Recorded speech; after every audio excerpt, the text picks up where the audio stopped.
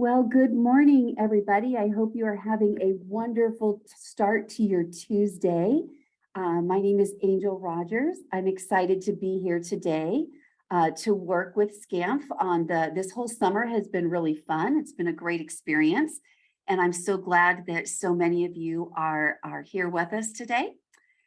Today, we are talking about, emergency and safety preparedness. I'm just going to let this for a few moments. I'm going to make sure everybody's getting into the webinar here. Let me look at the top. We'll just give it just a couple more minutes for people to get settled in since we just turned it on, so we can get everybody registered and get their let into the screen. So I was just telling Jeanette and everybody at SCAMF, I cannot believe how fast this summer has gone by. I'm sure everybody's kind of feeling the same way, that it's already the end of August and the kids are back in school and it's time for all of the great activities we have coming up for the fall, including, I know, your big conference that you have coming up. So there's a lot of things to look forward to, but the summer's already gone. It's crazy. All right, I'm going to give it just another minute or two, see how many people we have in. Okay, it's people just coming in. It takes a minute for people to get into the room. So this was the third class in a series for the summer. I want to again thank SCAMF for inviting me to come back this summer and to present several new webinars. So hopefully we'll be able to do this again next summer. This summer series has been really successful for SCAMF. There have been so many people, so many attendees on these webinars. It's just been fantastic. All right, so we've got still a whole bunch more people coming in, but I'm going to go ahead and get started in the interest of time. So today, again, we're talking about emergency and safety preparedness. And this is a topic that needs to be at the forefront of every organization, needs to be absolutely ready. It's not a matter of if there's an emergency, it absolutely is a matter of when. So it's really important that we do all of the legwork beforehand to make sure that we're ready when an emergency happens. So I want to go ahead and by the way, if there's any questions or any comments, you can go ahead and put those in the question box. And I like to answer them along the way rather than waiting till the very end so that we all can have that discussion at that time. All right, so I'd like to start this by talking about what does safety mean? And if we're all just kind of sit back and think about what does safety actually mean to us? Does this mean that we are practicing good PPE? Does it mean that people have an injury illness prevention plan they can follow? What does it really mean when you think about safety? It's a huge topic, and it really does cover absolutely every aspect of what we do in property management and rental housing. So I got this very clinical definition, and it's a noun. Safety is a noun, and it's the condition of being protected or from or unlikely to cause danger, risk, or injury. So when you think of those three words, danger, risk, or injury, these are what we're really trying to prevent. That's what safety means. So again, it's such a very big part of what we do in our industry to make sure that our buildings are safe, that our employees are safe, that our residents are safe, that the general public is safe. It really is a huge topic when you look at it that way and look at this very simple definition, and yet it's so broad. So I did want to give you some statistics that I looked up with OSHA. I just looked this up a few days ago. So something to know about OSHA is that they approximately 34,000 inspections per year are done with OSHA. Now, what's interesting about that is that those can be pre-planned inspections, but remember that OSHA can come out for the heck of it. So they can come out whenever they want to. So think about that it's not just about something that's pre-planned. Here's something in the chat.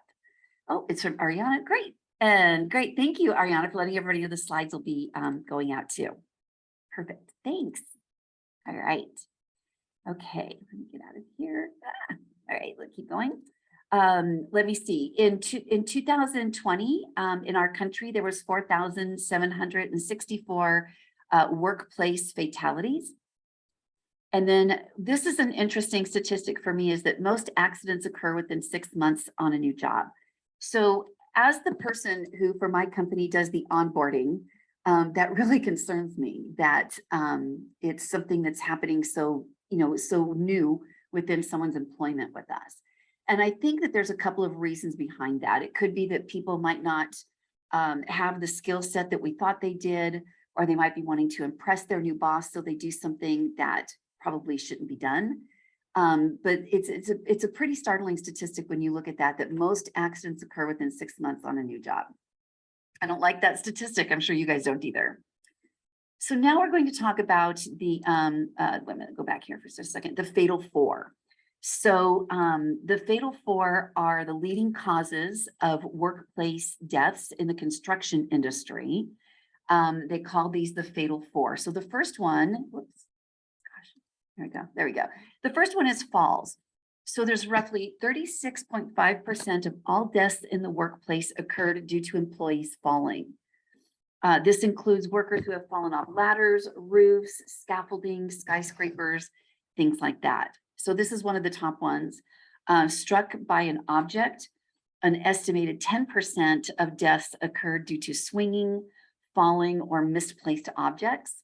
And I want you to think about how this, this is in the construction industry, but I want you to think about how this would be related to what you do in your office. I mean, people can fall out of their chair. They can fall while they're going up and down stairs. They can be struck by an object. Maybe something's left out in the hallway. There's all kinds, these are all relatable to everything we do. Electrocutions, this one just is awful, but about 8.6% of employees died due to electrocution in the construction industry. And this is things like exposed wiring, wet conditions, and while outlets are exposed, not using the the tag out process either. And then this one was interesting to me, the caught in or caught between. I had not heard that before, but employees that get caught in between or in between machines, devices, or tools is about 2.5% of deaths in the United States. So I thought those statistics were a little interesting and a little startling to start off with, but this is why this topic is so important in preparing for emergencies and making sure that everybody is safe in all of the activities that we're doing. All right, so here are the top 10 most frequently cited OSHA standards. Fall protection is something that's been cited quite often. That's the biggest one. Going into hazard communication, which is your SDS sheets, which we're going to talk a little bit about. Scaffolding, I'm kind of glad that we don't have any of that on my property management side. That just scares me just thinking of it. Lockout, tagout, now that's something that is really avoidable. Making certain that people are participating in lockout, tagout procedures.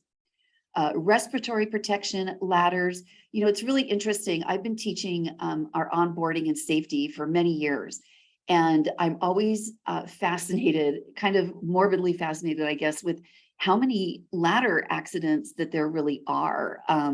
We used to show a video, a purchased video for our onboarding, and there was an entire video dedicated just to ladder safety. So while it's number 6, I personally thought it would have been higher because of the numbers that we see. But then it goes into talk about, powered industrial trucks, fall protection, machine guarding, which I think people also tend to get a little lackadaisical, not put their guards on their equipment, and then eye and face protection. So these are the top 10, and these are all honestly very, very avoidable to get cited for. So I want to switch gears and talk about the responsibility of the company. So each company has a responsibility to keep their employees and their customers and all of the interested parties here to keep them safe. So what does a company need to do? For starters, they need to establish and supervise the following activities. They need to supervise and make sure that there's a safe and healthy work environment.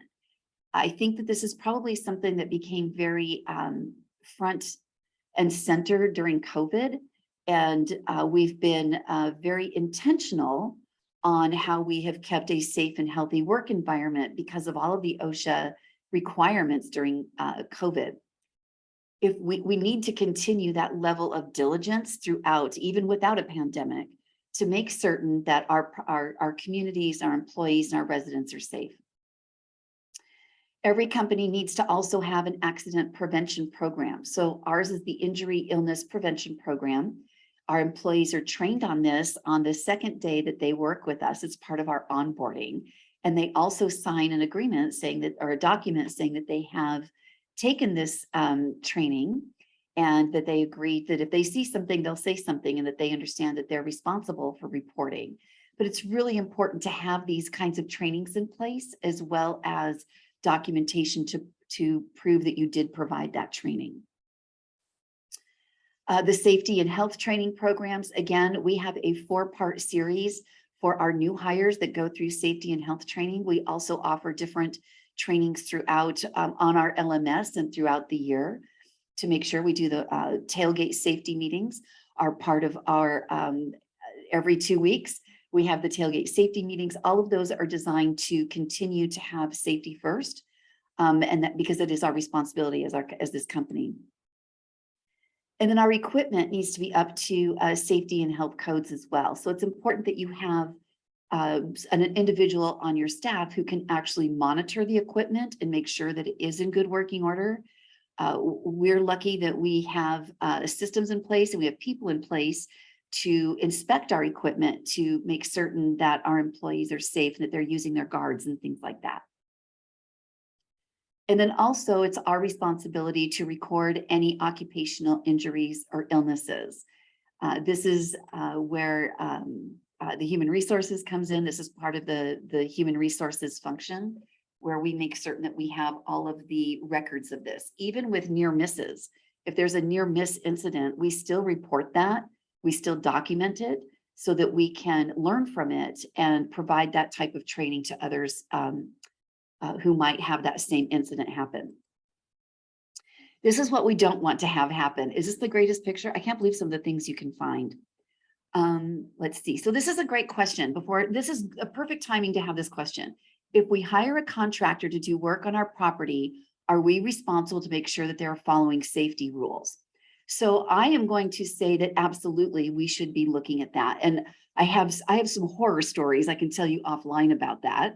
But the ultimate responsibility is going to end up on that owner, no matter what the hierarchy is, no matter what your chain of commands are, no matter what, whoever hired that person is going to also be named and also be part of the investigation if there is one, if they're not following safety practices and there's an issue.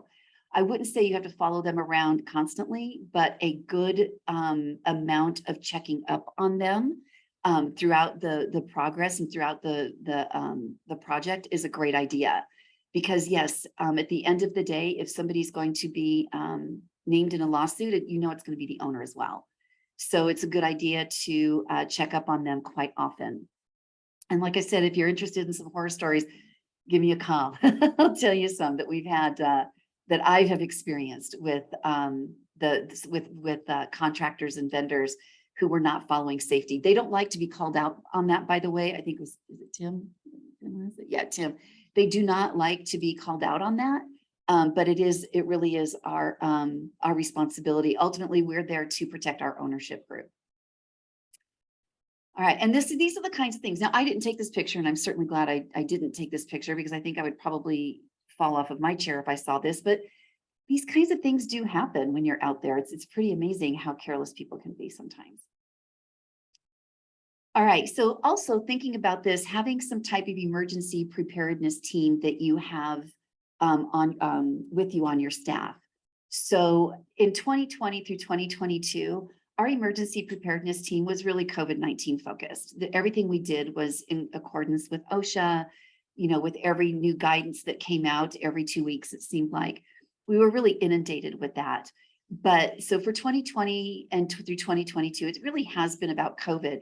But we also have to remember that that's not the only thing that's happening in this world. There were other emergencies that were still happening during a pandemic. So these are, I like to ask this question, were we lucky or are we prepared? I think a little bit of both. And that's why if you have a preparedness team that you can rely more on being prepared than being lucky.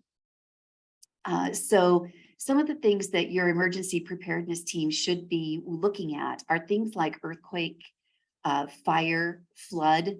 I mean, my goodness, if any of you have properties in Dallas, my thoughts and prayers are with you, because Dallas has just been inundated. We have property in Houston, and we sometimes have to deal with floods. So and tsunamis. I mean, these might be geographical, but it's really important that all of your team members are well versed in what to do if any of these kinds of things are happening. And I'll give you a really quick example of this. So several years ago, I was going to all of our properties training on safety. It was September is safety month. And so we were embracing that. And I was training on going to all the different areas. We have properties in Los Angeles. And we were talking about being prepared for all of these different things. In our book, I talk about how to be prepared for a hurricane, tornadoes, all of those different things I have in our book. And we were just kind of teasing, like, yeah, like any of that's going to happen to us. Okay, so we just kind of kept going on with our training. And I'm telling you, ladies and gentlemen, not even 10 minutes later, everybody's phone started buzzing with the emergency contact or the emergency broadcast system. It was letting us know that there was a tsunami warning because there had been an earthquake in Japan. So, you just can't kind of pay for that kind of kismet to happen, but it just really brought home the idea that even though you might not think of a tsunami as being something we need to worry about, it could happen. And so that's why it's so important that you have these, an emergency preparedness team. And later on, I'm going to show you what I've done in our emergency binders so that you can have everybody at least has that information on what they need to do. Yes, a tsunami warning. It was crazy. It was really very interesting. All right, so here's just some general safety rules for all of us to abide by. So we talk about, observe all safety warning signs. So if there's any kind of warning sign on a product, on like a key machine, on anything that you're using, it is important that all of your team members understand those warning signs. This could even be on furniture polish or something along those lines where it really could happen. Maintaining good housekeeping is absolutely #1 priority in making certain, and I'm going to show you a picture in a little while what good housekeeping doesn't look like. But so important because it's so easy to trip over something. We have a saying that you don't put things down, you put it away. And especially in our workshops where our maintenance crews are working, because they could very easily walk in and trip over something. There might be something, a tool that might still be plugged in that could cause all kinds of things like cutting somebody, electrocutions, things like that. So we really want to make sure that housekeeping is a #1 priority. Our community managers are tasked with going to the maintenance shop at least once a month to make certain that everything is in its place. Keeping your emergency equipment accessible, making sure that everybody knows where the fire extinguishers are, and even more importantly, how to use them.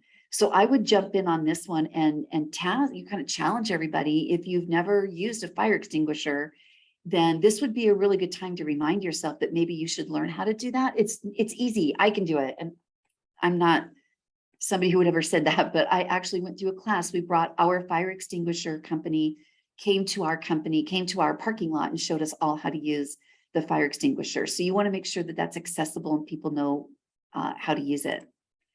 And no horseplay. It might sound kind of silly, but the reality is if we're goofing around, if we're throwing Nerf balls in the shop or baseballs or tennis balls at each other, it sounds like it's a good time. However, it could absolutely result in knocking over some flammable liquid or something like that. So it's really important to make sure everybody's being professional in the workplace. And then, of course, wearing all the required PPE. I think all of us in the country, in the world, we all know about PPE now since the pandemic, and really important that everybody understands what that is. Okay, stuff in the chat. Here we go.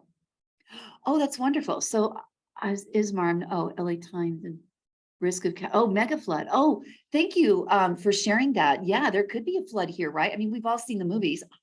Actually, I don't know how far-fetched some of them are, to be honest with you. Who knows what's going to happen? But thank you for sharing that link about how we could have these mega floods. They do happen. I live out here in the Inland Empire, and just a couple weekends ago, Forest Falls had a large flash flood out there. So it can happen at any time. So thank you for sharing that. And then also, yeah, does fire safety trainings for its tenants. I think that's fantastic. Like I said, September is safety month, so we want to have our residents understand what that is too. Good job, you guys. Good input.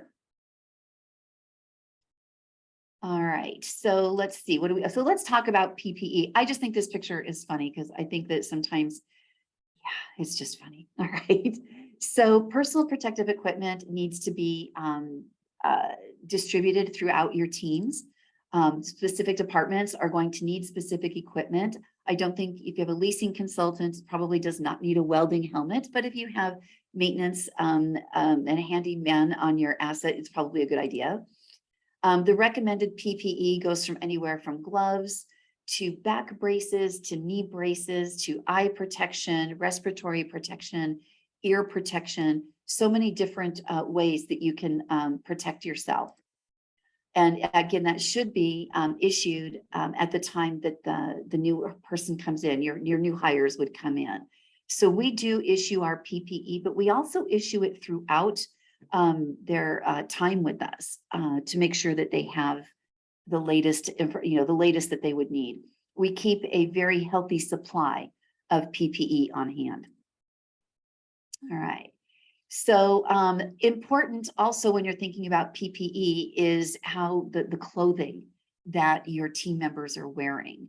So, this is a great little graphic where it shows the hard hat, earplugs, goggles, no tie. We should not be wearing ties when we're out doing this, any kind of maintenance work. Tight sleeves and trouser legs should be tight. No rings on fingers, and of course, safety shoes with steel-toed shoes. We recommend that, we do require steel-toed shoes for all of our maintenance personnel, but they don't have to be boots anymore. Skechers makes a really cool tennis shoe that's steel-toed, and our technicians really seem to like that. It's not as heavy as a boot. But, again, the rings are really important to make certain that they don't get caught in anything. In our line of work, it's a interesting time to be in property management and asset management where we're dealing with so many bed bugs. So having those tight sleeves and trouser legs is also another way to protect any kind of bed bugs from getting on the employee as well. And hard hats. So while you don't probably need a hard hat for every situation every day, I do recommend, and all of our offices have, our office team actually has at least one hard hat in each office. Again, you can never be too careful. All right, so we say don't wear loose clothing. If there is long hair, you want to make sure that it's tied back. I will never forget the scene many years ago where I had a gentleman working maintenance, and he did have long hair, and he was reaching over and leaning into the key machine, and I nearly lost my mind, and it scared me. I was so nervous about that, and I was able to not startle him but have him get pulled back, and I gave him a rubber band to put his hair back so he didn't make a key out of his hair. And not wearing jewelry, of course, and protective shoes, so important. I don't know if you know this, but this is another one of those really nerdy, crazy statistics, but almost 36% of workplace injuries are to the feet. So that's why it's important to wear protective shoes, especially for maintenance. I think we need them in the office too, quite frankly, because staplers hurt when they fall off the desk too. It's not just, hammers. All right, so let's talk about some accidents and injuries. Promptly report each industrial or occupational illness or accident. This is per OSHA, but also through your workers' compensation. You want to make sure that like any kind of accident is reported. The whole point is to make sure it doesn't happen again. So if we have the information about something happening, then we can very easily train others to make sure that doesn't happen to them either. And like I said earlier, the near miss reporting is just as important, because if you have a near miss, then we can use that as a learning opportunity for the other members of our team to say, hey, this happened at our property. We want to make sure that that's not going to happen on yours. So this is what we're going to do to prevent it from happening. Also, making sure that accidents are investigated. Now, this is not a workers' compensation or OSHA investigation webinar, but it is important that if you don't know how to do these accident investigations, then I would recommend contacting your insurance provider to get the information on how to do that. It's so important that we're very thorough in the accident investigation and get all sides of the information and report everything we possibly can. And then also understanding what the return to work program is. The workers' comp wants everybody to get back to work just as soon as they possibly can, whether that be on light duties or modified duties. The most important thing is to get that person back in the office or back at the work site as soon as we possibly can. And again, this would all be information that you can find with your workers' compensation carrier. All right, so talk a little bit about first aid and the importance of this. So employees can be trained and certified in first aid and CPR. So I have a little asterisk here because I want to make sure everybody understands the obligations and responsibilities of being certified in CPR. If you are certified in CPR, then you are obligated to perform CPR on anybody who might need assistance. So this is going to be a philosophy decision for your company. Some companies do want everybody to be CPR certified and others do not. And again, I'm not going to weigh in on this because this is something that has to be a philosophy of your company. But I want you to think about the implications of that and some of the situations that you could find yourself in with performing CPR. So I'm just going to leave it at that. Like I said, I'm neutral on it. But it's up to you to decide whether you want to do that. Now, basic first aid, everybody should have some basic first aid training and should also know where the first aid kits are. We actually, on our properties, we have two different things that we added to our month-end checklist. And one of them is the first aid kit to make sure that it's properly stocked. Because the one time that you need a Band-Aid is the time that you're going to get there and there's no Band-Aids in there and somebody didn't tell you that they took the last Band-Aid. So we actually have that as part of our month-end checklist. As well as our emergency binder, which I'll talk about in just a few moments. But the first aid locations are really important that everybody knows them. This should be something that is shared with your employees on their first day when they're getting the tour of the office or the property or wherever they are. If you're going to show them where the restrooms are, the kitchens are, you should absolutely show them where the first aid kits are as well. As far as safety and shower and eye wash stations, so I think it's important that our service technicians are actually carrying with them the portable eye wash stations. These can be purchased at any supply store. I think HD Supply has them for less than $30. And why this is so important is because if you have a shower or eye wash station in your shop, as you should, that's great. But if your service technician is out in the field and something happens to his eyes out there or her eyes out there, then it's going to be really difficult for that person to get back to the shop to actually, use that shower. So it's a really good idea to have the portable eye wash stations if you don't already. It's always fun to talk about bloodborne pathogens, but when you manage where people live, you manage sometimes where there's drama and where things can happen. And yes, there might be a time where there are incidents where we come in contact with bloodborne pathogens. That's why gloves are so important. That's why hazmat, the jumpers are so important. Remember that if it's a major incident that you would want to call somebody else out, if it's a few drops, then you want to glove up and clean and use disinfectant and use Clorox and all of those things. But it's important that our employees understand that bloodborne pathogens are no joke, and they do need to be handled with the utmost of care. And like I said, the major incidents are typically handled by somebody who is qualified in hazardous material removal.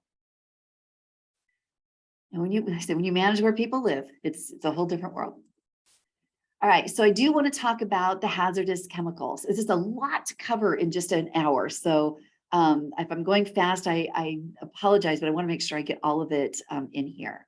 So the SDS sheets, these used to be called the MSDS sheets, which stood for Material Safety Data Sheet.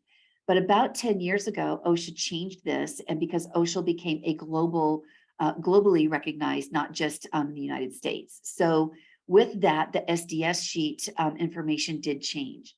So as far as our responsibility as employers, we have to make sure that we have this hazardous chemical communication on each and every one of our locations. So what that means is that you should have an SDS book. And by the way, I don't get paid from HD Supply to tell you this. They just seem to have they have everything that we need. So we use them we rely on them quite often. But they actually have the SDS communication centers that you can purchase and put all of your SDS sheets. So an SDS sheet, for those of you who are wondering what that might be, that is it's like an infographic. It's information about any type of chemical that you purchase. And you have to have the information about this chemical, wherever this chemical is being used. So this could be anything from paint thinners to furniture polish to the toner in your copy machine. And if you're still using fax machines, the toner that goes in that. Anything that has a chemical must have an SDS sheet that corresponds to it, and they have to be updated. This is per OSHA, and this is required. So the different, locations and uses of the hazardous chemicals, you want to make sure that you understand the labeling of any kind of chemicals you might be using. They used to have a very complicated chemical or labeling system with, you might have seen it looks like this. I don't know if you guys can see me like this, and it had the 4 different quadrants in it. It was really complicated, and they really did change that for us recently. Labels, it depends if you buy your material in bulk and dilute it, then you have to make sure that that bottle is labeled properly. If you're going to use it all in one day, you don't have to label it. But and you're the only person using it all in one day, then you don't have to label it. But if it's going to be left over, then you would need to have that labeled so the next person who picks it up knows what's in that bottle. Again, the SDS or the safety data sheets, when you purchase these chemicals, these safety data sheets should accompany them. If they're not, you can ask the provider for those SDS sheets. Again, training is such an important aspect of this. Our service technicians, our groundskeepers, even the people in the offices should absolutely understand what these chemicals can and cannot do. And the SDS sheets also explain what happens if there's a chemical release, and then also how to dispose of any of those chemicals. So it sounds like it's a lot, but these SDS sheets are very well spelled out. They didn't used to be. I have to say that I was very pleased that, they didn't do it for me, but I was very pleased that OSHA actually did rework this because it's so much easier to read. These SDS sheets give you all of this information we're talking about here. It gives you what to do if there's an accidental chemical release or disposal. What happens if somebody ingests the chemical? Different chemicals have different reactions. So some chemicals you drink water, some chemicals you drink milk, some chemicals you induce vomiting, and some chemicals you just call 911 right away. So we have to make sure this is all in an effort to protect our employees. So we have to make sure that those SDS sheets, that everybody is aware of what chemicals they're using and what to do in case something happens. And that's what these SDS sheets do. They really are an additional insurance policy for us to make sure that people are staying safe. All right, so this is fun for me. This one is so great because they used to spell all of this out. But one of the things with OSHA going global is that they no longer could have everything in English, and they couldn't translate it into the thousands of different languages. So they came up with these pictograms. So the pictograms are now used. So you will see these different kinds of pictograms on the chemical. So let's just pick one. If you pick the very middle one, it shows that that pictogram means that chemical causes corrosion. It's corrosive. The skull and crossbones will always mean toxic. I'm glad they didn't change that. When you see an upside down fish, the fish didn't make it. That would be an environmental hazard. So these are the most common that are used. Again, explosive is on there, something that's harmful, something for a health hazard, flammable, all of these. So it's good to know what these mean. At least have one of these posters near so that you can kind of decipher what's going on with your different chemicals. But before, they didn't have the pictograms. They just had big, huge explanations. So this is much easier, much more user-friendly. All right, so here's some safety don'ts. I'm telling you, this picture makes my stomach hurt. But some safety don'ts. So the first thing we want to say is don't fool around and show off either. This is clearly somebody who should not be doing what he's doing. There are other ways to change a light bulb up there that do not include hanging off a ledge like that. That just makes me crazy. But this is where we find when people get very comfortable or they want to show off a little bit, sometimes safety is not the first thing on their mind. And you want to make sure you don't ignore a safety hazard. This is clearly a safety hazard, and this person is ignoring the obvious perils that could happen. You never want to shut off a machine safeguard. That is something that can create terrible injuries because the next person might not know that the guard isn't there, and it could create all kinds of catastrophes. So we want to make sure that the machine safeguards are always in place. And again, becoming overconfident. I think the person hanging on this ledge is very overconfident here. That can always have a little bit of that edge so that you don't forget the safety protocols. And then don't assume that safety is somebody else's job. So we have a very big policy that we really promote is that if you see something, you say something.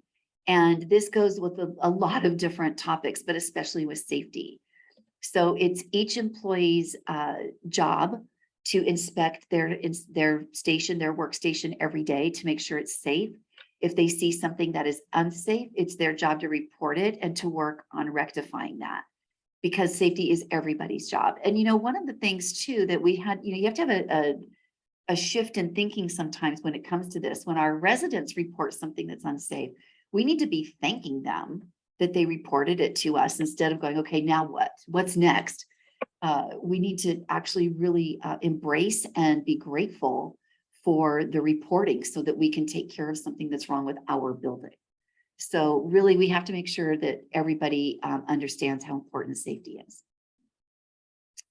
All right, so housekeeping, look at this. This is all bad housekeeping. And I think if we're all going to be really super honest, we've all probably seen storage rooms like this, right? You got to make sure you have lots of Gatorade. There's all kinds of stuff going on here. This is really a problem, and this could definitely cause some hazards. So when you look at this, the reason housekeeping is so important is that we want to avoid slip and trip hazards. We want to make sure access to exits are clear, and also to firefighting equipment. I mean, if somebody said, go get the extinguisher, it's in this room, where would you even go?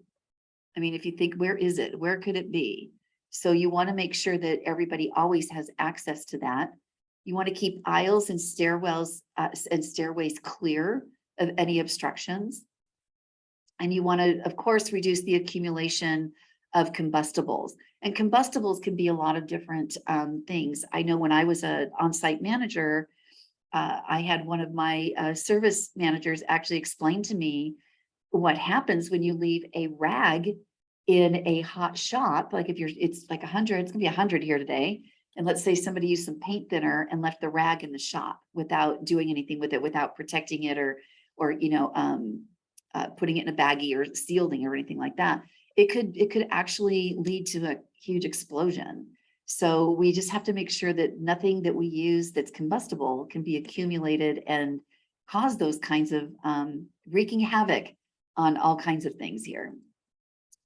All right, so I want to make sure I don't see anything in the chat. Looks like we're doing good. Okay, so we'll just keep going. Like I said, lot to cover in an hour, and I want to make sure I hit all of it. So with property inspections, property inspections, what do they have to do with safety? And the first word is absolutely everything. So we want to make sure that we're doing property inspections regularly, and they greatly assist in reducing liabilities as well as increasing the overall safety of your community. So those inspections become extremely important. And this is about managing risk. When you think about this, this is all about managing the risk that all of us participate in every single day that we're open for business. So property walks, not only do they ensure that the community is inviting, but we want to make sure that our tour paths are free of litter and well maintained. This is not just because we want it aesthetically pleasing, but because it becomes more of a safety item when everything is looking nice and clean. People don't want to litter somewhere that looks good. Also, inspections help find maintenance issues before they become costly. So when I teach my series of classes on property management, one of the first things I ask my community managers, how many of you love walking your property? And it's really fun that I'll get somebody who, most of the time I get the, nobody really loves walking their property. And so that's why I challenge everybody to fall in love with that aspect of your job, because it's what's going to keep you safe. It's going to keep your property in the top condition. And it's also going to keep you out of trouble when it comes to some of these incidents. I know that I've seen things walking my property that, I've discovered things on my property that I didn't know about when I was managing. So you're not going to know what's out there unless you're the one who's out there. Yes, other people should be walking it, but this really is something that community managers, asset managers, everybody should get out there and really take a good look at these buildings. Let's see, inspections should be done through the eyes of the resident or prospect as well. What do they see? I mean, you're not only looking at this through your eyes as the manager and the asset manager, and looking at this as a living, breathing asset. You also have to look at this as, how do the residents see it, or the future residents? How are they seeing this? Are they seeing the dry rot the same way you're seeing it? Does it ring a bell? Do they not want to live where there's a patio collapsing or a balcony collapsing? Probably not. So you really do have to look at it through their eyes as well. And inspections should be done on a daily basis. Now, we covered this last summer, so I'm not going to take too much time on this one, but there are different levels of inspection. A daily inspection is just a quick, looking to make sure everything looks good, no graffiti, no grocery carts, things like that.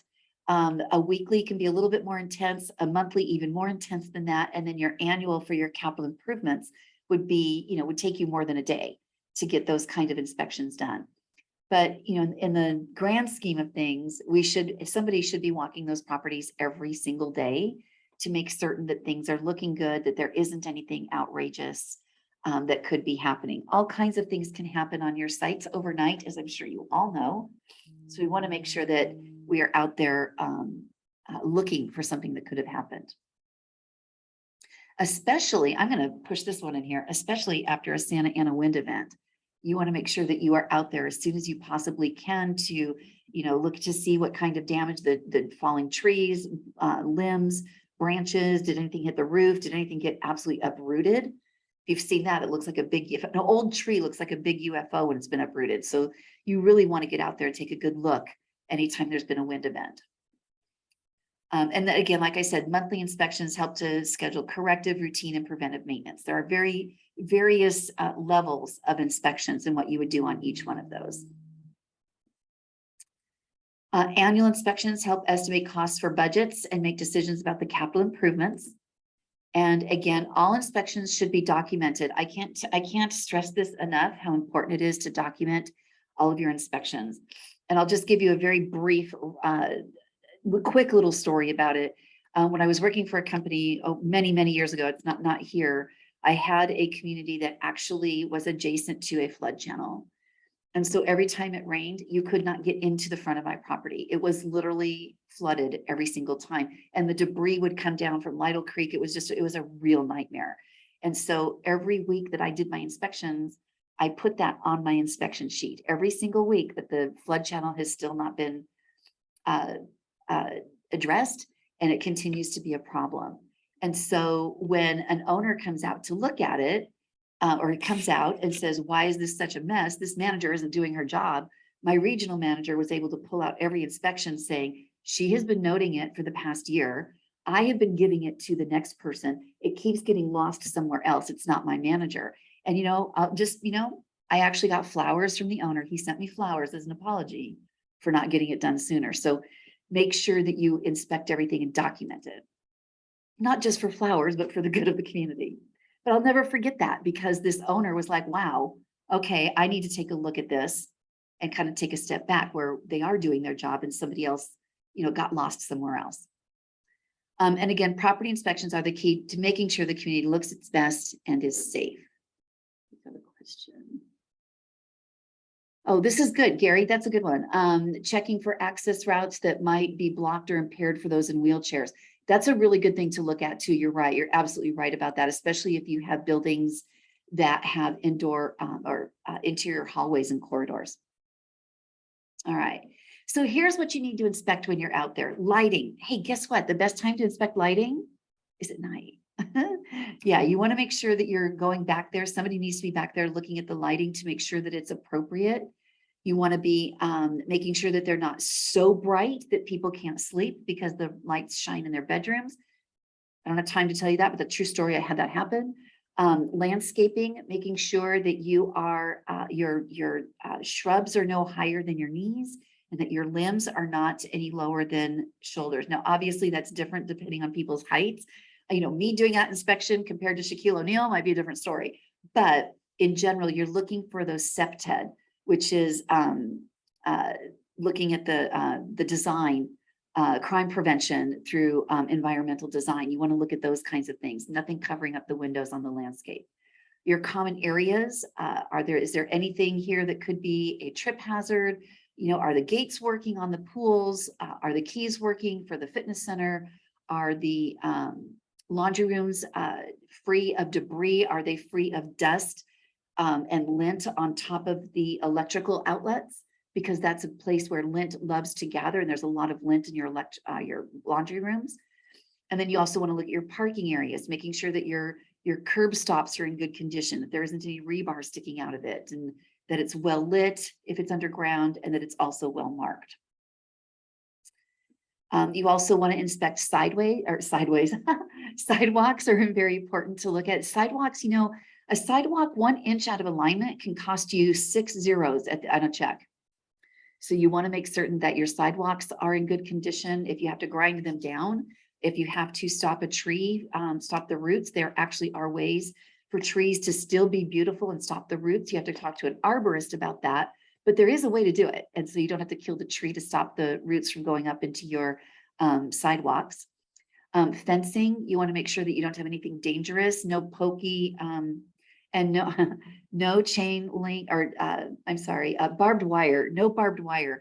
I get this question a lot. Can I put barbed wire around my property? And the answer is categorically, absolutely no, no barbed wire.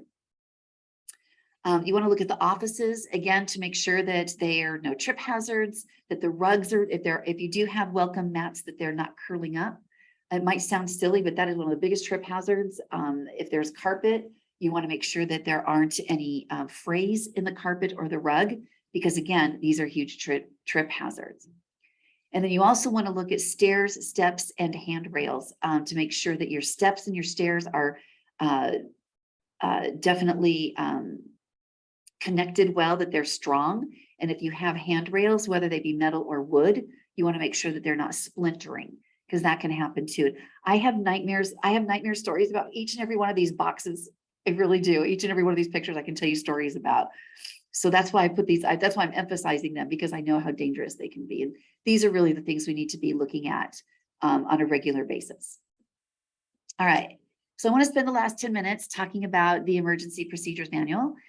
This is something that is very near and dear to me, because I do believe that it's not a matter of if something happens, it's when. And if you've been in this business for more than 5 minutes, you know that. We know this. So emergency procedures manuals have been something I've been very passionate about and have helped written several. And we just launched this one last year. We relaunched it. So every one of our properties has what we call the red binder. It's the only binder on the property. And yes, we have digital and paper copies of this. We have both. It's red so that we know if there's an emergency, we know that's the one that we go to. So the purpose of this binder is to make sure that we have standardization across our entire portfolio, to make sure that everybody knows what to do when an emergency happens. It's the first step in standardizing each one of our leasing offices, and it's been really successful. All of our employees should be familiar with this. All of your employees should be familiar with your emergency binder and receive annual safety and emergency training. So when we launched the binder, we actually sent it out to everybody digitally, but we also created the physical binder and brought it to each property. We delivered it to them. There was a lot of reasoning behind that. First of all, we wanted to make sure that they had the digital copy, but we also wanted to hand this to them physically to say, you are now the keeper of this, to make certain that it stays updated and to make sure that the information in there is read and understood. We also did a company-wide webinar on safety, like we just did here, but we also went through page by page of what to do in this for this emergency binder to be successful. So these are the things that every binder should include. There should be, initially, there should be your response plan. What do we do in case of an emergency? And then emergency action plans should be also in there. Maps of your communities, a section for residents that need assistance, and then evacuation plans. So we created this for each and every one of our properties and then did the training for each one of them. And these, and I promise you, you don't have to recreate the wheel on this. There are so many resources out there, great resources that I was able to use. The binder should also include your corporate communications policy. In the case of an emergency, what is the communication policy? Who's the next person you call? Are you allowed to give interviews? Are you allowed to talk to the press? More than likely not, but you want to have that communications policy very clear so that everyone understands what the protocols are before there's any kind of outside or external communications. The property details are very important. How many apartments are there? How many stories? Is there an elevator? How many 1 bedrooms? How many 2 bedrooms? This kind of goes into the site plans and the floor plans. And it's very important that first responders have that information. So if you all remember back in, I don't know what year it was, somebody can help me out with this, but anyway, Northridge. The Northridge earthquake was a huge learning curve for California, for everybody. But if you remember, there were several apartment communities, one in particular, where there was subterranean parking and then 3 stories of apartments, and they pancaked on top of each other.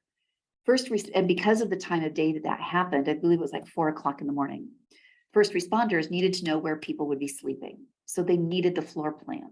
So that might sound a little gruesome, but think about this, how lives can be saved if people know where to look.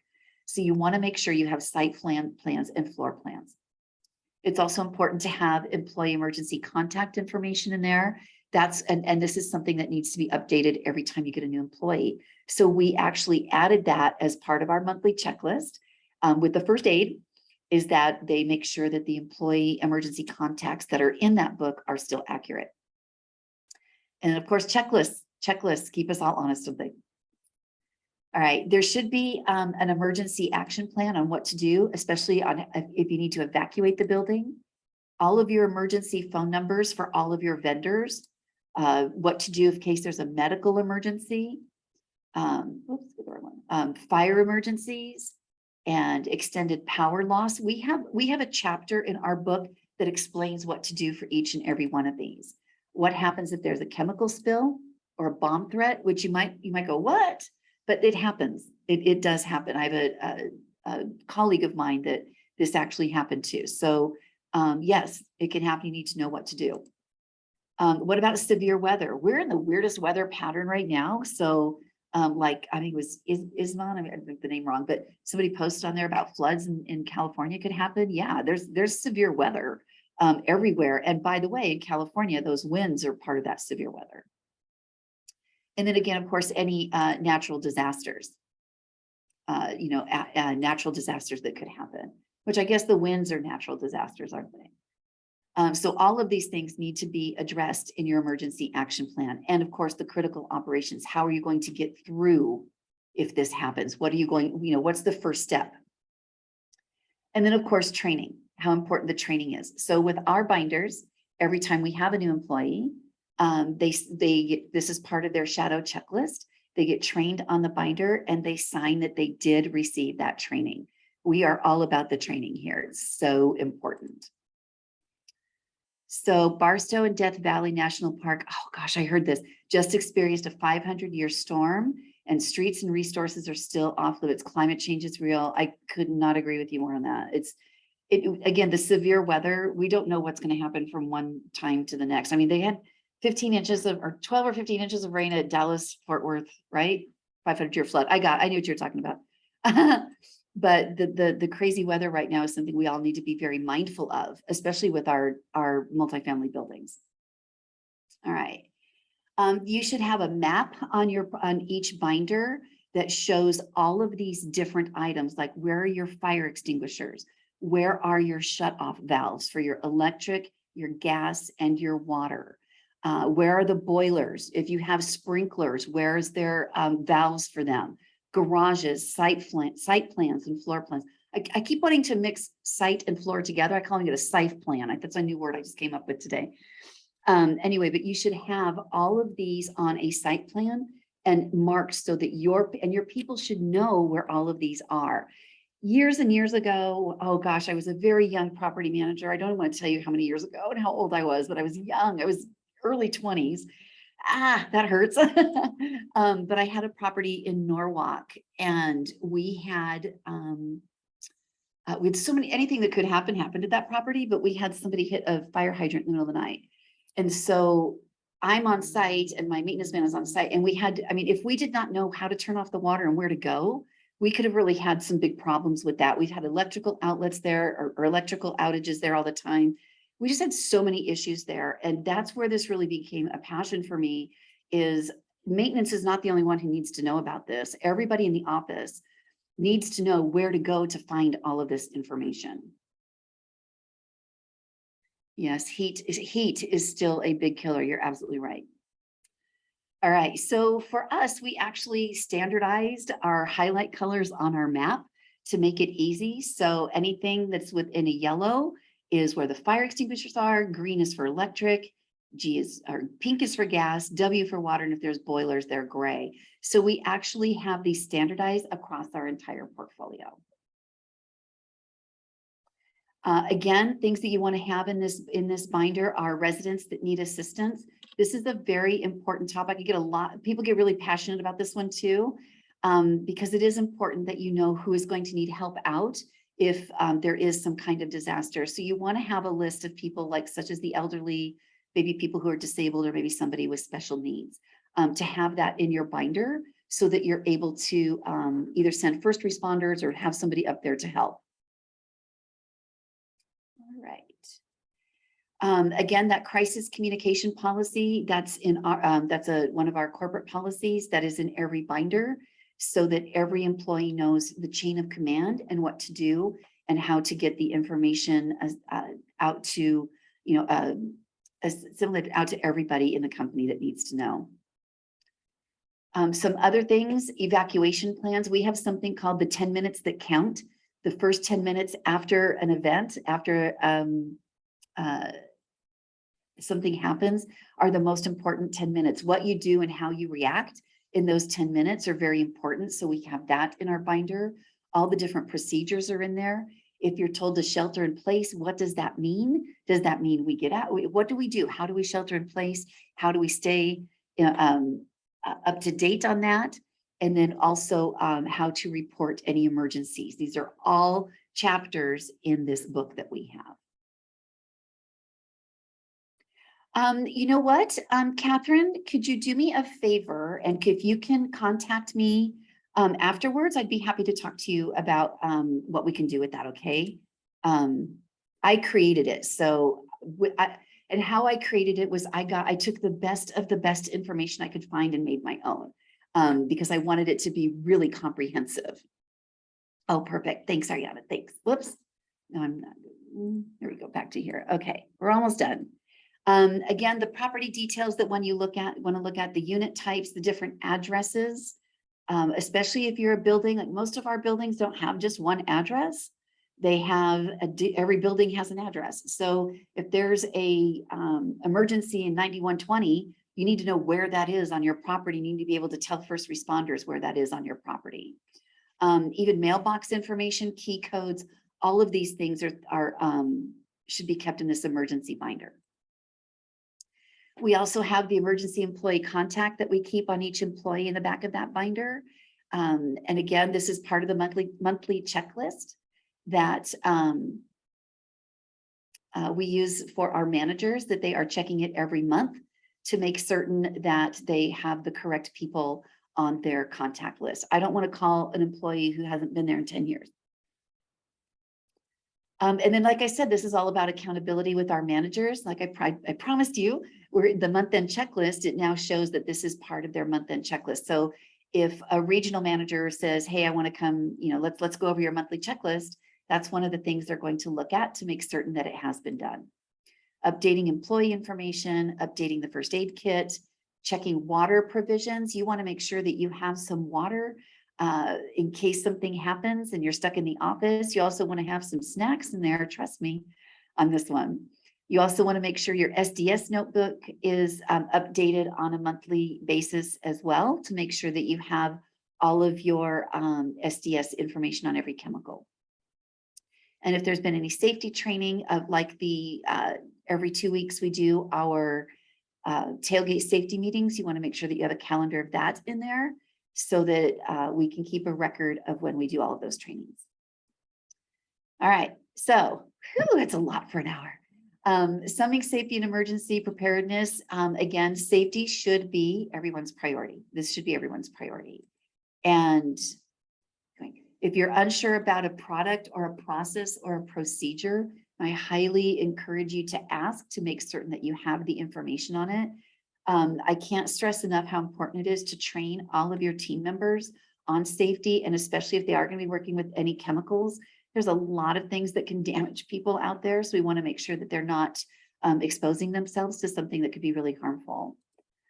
Property inspections assist in keeping everyone safe, and they are the basis of everything that we do in safety and risk management are those property inspections.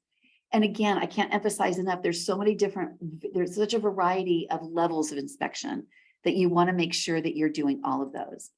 And emergencies are going to happen, ladies and gentlemen. There's no way to stop emergencies. So you want to make sure that that you're prepared for them. Absolutely. And George, yes, if you email me, and I think that we're going to send that out. If you email me, I can get you a copy of that form. And I do not think you can be too prepared. I think COVID taught us that with many situations, but I think as far as managing and operating our properties, that you just cannot be too prepared for anything. And I know some people might think it's overkill, but my gosh, if you're stuck in your office because you can't get out of it because of an earthquake, you're going to want to have water and some granola bars or something. And you're going to want to have walkie-talkies and C batteries and D batteries and things like that. You just want to make sure that you have all of that available. All right.